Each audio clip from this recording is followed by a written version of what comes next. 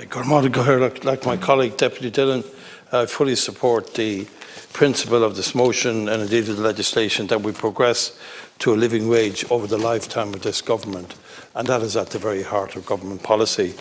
And I think it's very clear to all of us in this House the exponential increase in the cost of energy, the increase in the cost of living, the pressure on families. All of us feel that in our constituency every week, in our dealings with the public, and indeed the government is very much aware and conscious of that also.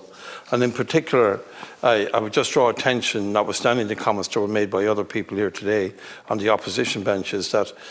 notwithstanding the minimum wage being less than obviously the living wage, it has been increased 8 times since Fine Gael came into office, and that's a very important, significant increase. It's never enough, and it's not enough now, but it was increased to 10.50 in January, and if the living wage is $12.90 now, the government is committed to doing whatever that living wage will be determined to be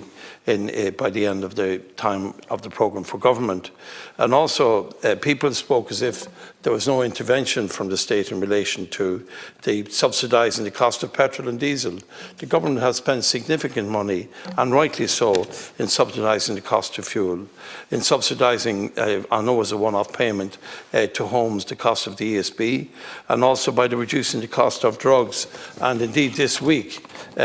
public transport has been significantly reduced, I think by about 20%. So there are significant concerns, awareness and actions from this government. And I think that the decibels from some of the groups on the opposition side, the louder it is, the less sense they make, I think, because the reality is that this government is committed to the living wage, is committed to subsidising families, and in particular poorer families and families who have relied on fuel and fuel allowance in particular.